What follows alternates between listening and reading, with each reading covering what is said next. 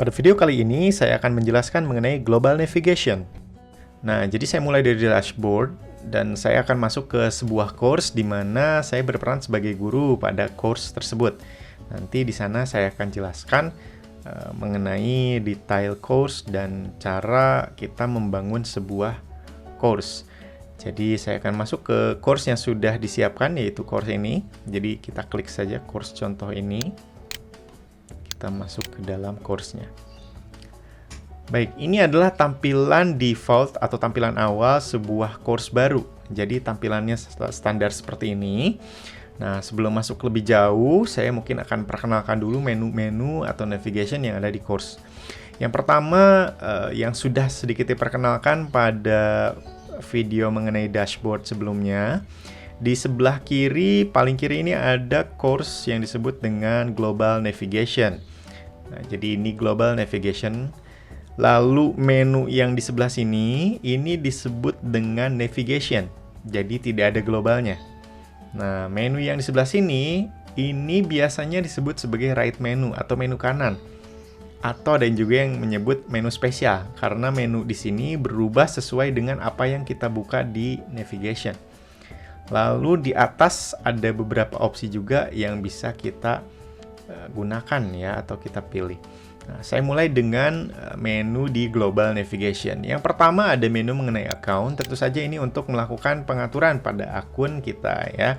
Dimana pengaturan yang kita lakukan pada akun kita ini berimbas pada semua course yang kita ikuti sebagai guru maupun sebagai murid.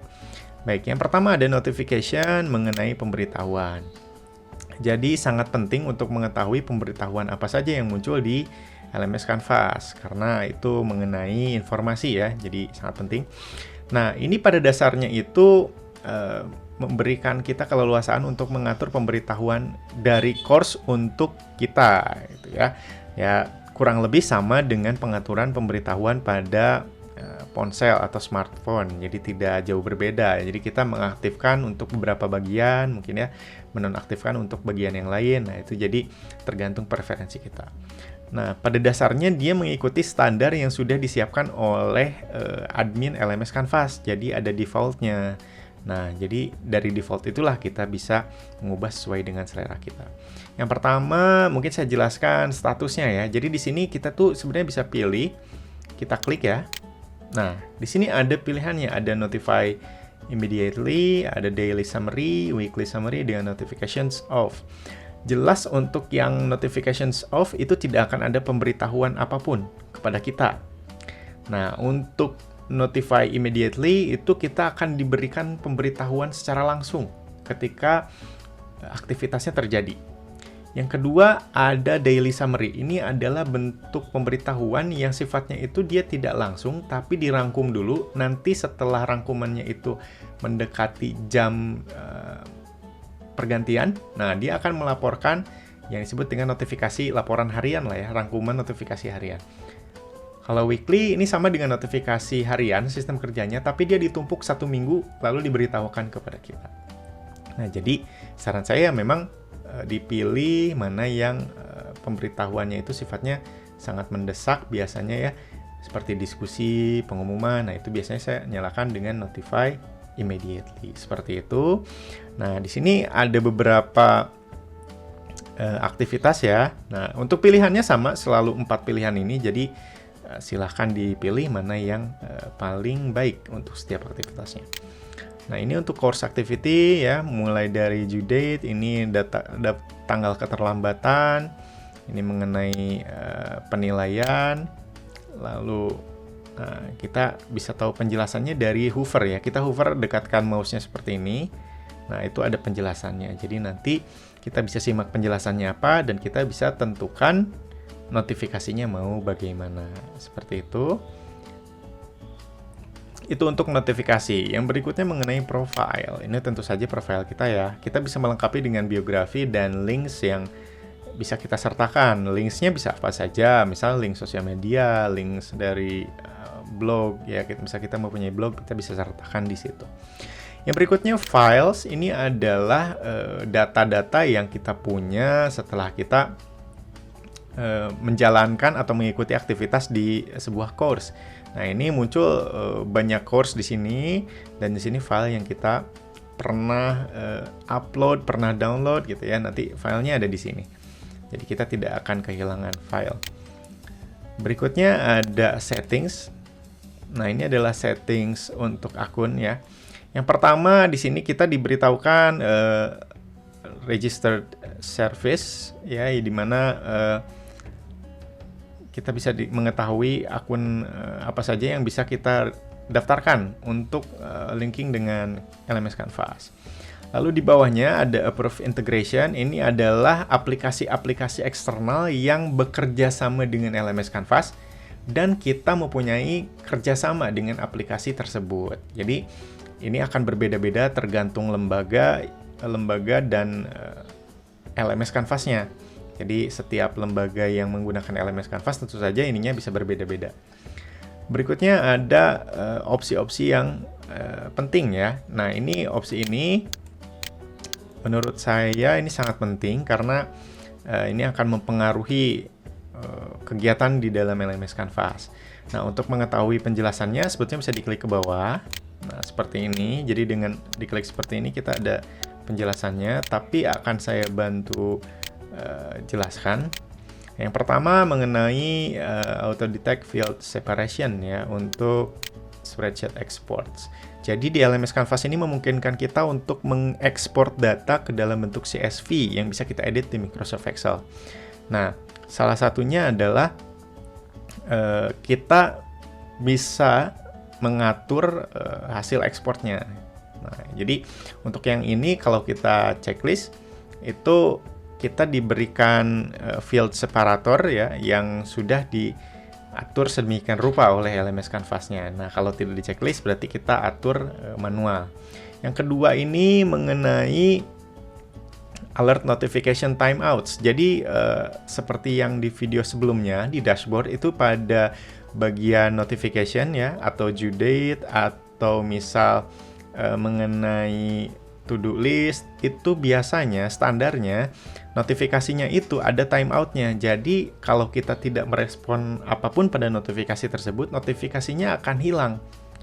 Jadi seperti alarm lah ya, alarmnya kan kita bisa hilangkan. Kalau misalnya alarm 1 jam menyala, kita tidak respon, alarmnya akan hilang, tidak menyala terus-menerus. Nah, kalau kita biarkan seperti ini, tidak kita checklist hijau, berarti dia itu notifikasinya akan menyala terus selamanya, selama tidak kita respon. Jadi notifikasinya tidak akan hilang. Seperti itu. Yang berikutnya, ini ada animasi ya ketika ada selebrasi. Nah, kita bisa masukkan animasi selebrasi. Jadi kalau ini dimatikan, kalau mau ada animasi selebrasinya silahkan dinyalakan. Yang berikutnya keyboard shortcut. Ini kalau dibiarkan seperti ini merah, berarti kita tidak diperkenankan untuk menggunakan keyboard shortcut. Untuk yang terbiasa dengan penggunaan keyboard shortcuts, itu silahkan dinyalakan saja. Berikutnya ini mengenai user interface atau tampilan LMS Canvas-nya. Itu bisa menggunakan high contrast ya. Untuk teks, untuk tombol, dan lain-lain. Membuat LMS Canvas itu tampilannya lebih tajam. Jadi lebih mudah gitu ya untuk dilihat perbedaan kontrasnya. Jadi itu berpengaruh ke dalam penglihatan. Yang berikutnya mengenai byte order mark. Nah, kalau dinyalakan itu spreadsheet exportnya menyertakan byte order mark.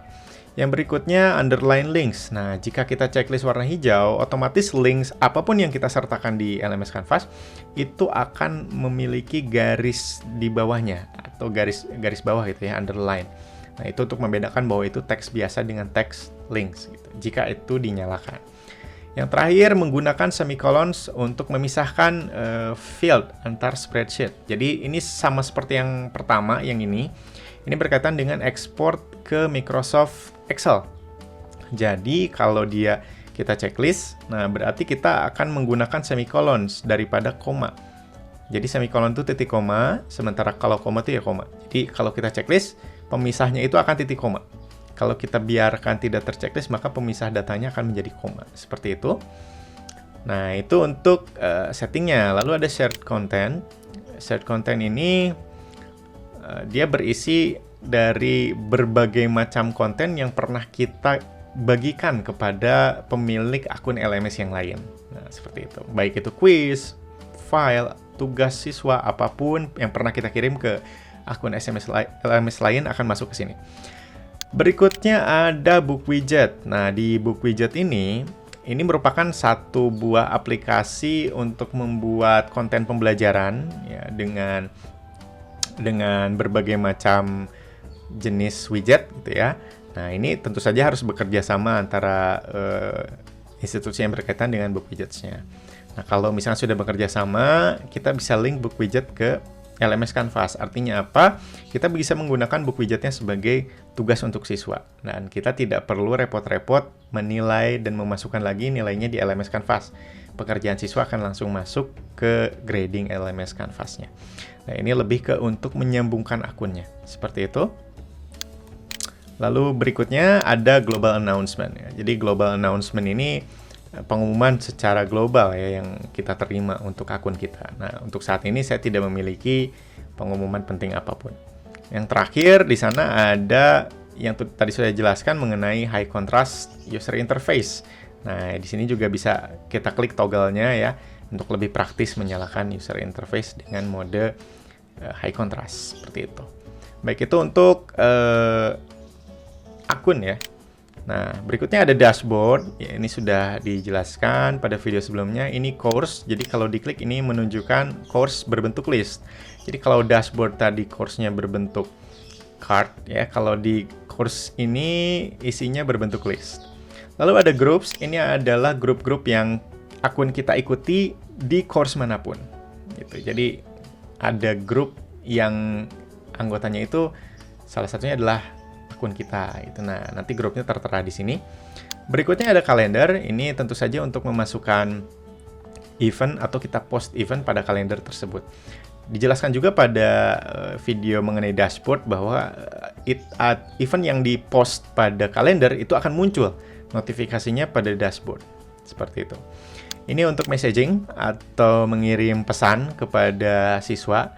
Nah, lebih khususnya nanti fitur messaging ini lebih akan menarik atau terasa sangat berguna ketika pembahasan soal grading. Nah, sementara ya mungkin standar ya inbox ini untuk kita sebenarnya mengirim pesan ke siapapun yang ada di course yang sama atau kita menerima pesan. Biasanya muncul notifikasi di sini seperti notifikasi pesan pada handphone ya, jika kita menerima pesan. Berikutnya ada history. History itu menunjukkan akses kita pada LMS Canvas, mana saja yang sudah kita akses. Seperti itu. Lalu ada comments. Comments adalah materi-materi LMS Canvas yang bisa kita gunakan. Jadi kita bisa menggunakan materi-materi yang sudah ada. Nah, seperti ini. Jadi kita bisa cari berdasarkan keyword, misal mau ekonomi, mau misalnya fisika. Nah, kita bisa klik di sini. Nah, lalu kita bisa juga dengan menentukan filternya ya, mana yang paling sering di-download, mana yang favorit, mana yang paling relevan atau sesuai dengan apa yang kita masukkan di search bar-nya gitu ya. Lalu kita bisa filter juga. Nah, pertama kita bisa filter apa yang mau kita cari, bisa course, bisa modul, bisa tugas, bisa quiz, bisa diskusi, dan lain-lain. Jadi bisa kita klik jenis filenya di sini. Lalu kita bisa memilih kontennya, bisa template atau open textbook. Dan kita juga bisa memilih tingkatnya. Nah, ini ada tingkat-tingkatnya di sini. Lalu kita bisa share dengan siapapun atau dengan institusi kita saja, seperti itu. Nah, itu untuk yang kita bisa gunakan ya, milik umum gitu, yang di-share oleh umum dan kita bisa gunakan. Dan di sini macam-macam, ada video, ada dokumen, ada course, macam-macam bisa kita gunakan. Lalu yang berikutnya itu ada yang tab shared ya, itu adalah milik kita yang kita simpan atau kita share di Commons. Jadi selain kita bisa mengambil punya publik, kita juga bisa mempersilahkan publik mengambil punya kita. Jadi berbagi seperti itu ya. Nah, ini modul yang pernah di-share oleh saya dari sebuah course ke item Commons. Berikutnya ada imported, itu yang pernah kita import. Jadi datanya ada di sini. Dan terakhir ada favorit. Itu yang kita beri tanda favorit. Artinya kita mudah mengimport data tersebut jika memang data tersebut kita perlukan berkali-kali. Jadi kita bisa berikan favorit seperti itu. Berikutnya ada Studio. Studio adalah sebuah menu pada Global Navigation yang berisi video-video sebetulnya. Nah, videonya ini sendiri nanti akan dibahas lebih mendalam ya mengenai Studio ini. Akan dibahas lebih dalam pada video yang lain. Nah, mungkin untuk sementara penjelasannya adalah ini tempat kita menyimpan berbagai video, menyimpan, mengedit, merekam video juga bisa pada menu Studio ini. Nah, videonya sendiri kita bisa upload, bisa ambil dari YouTube juga bisa. Jadi kita simpan di sini videonya untuk apa? Untuk lebih memudahkan kita dalam memberikan video pembelajaran untuk siswa, dan bisa juga digunakan untuk pembuatan kuis dari video. Nah, seperti itu. Lalu berikutnya ada pusat bantuan. Nah, pusat bantuannya berbentuk seperti ini. Jadi berbentuk menu-menu yang kita bisa klik jika kita kebingungan dengan satu hal atau beberapa hal pada kanvas. Oke, itu merupakan penjelasan untuk Global Navigation. Untuk penjelasan mengenai navigation-nya atau navigation pada course-nya akan saya sertakan pada video berikutnya. Terima kasih.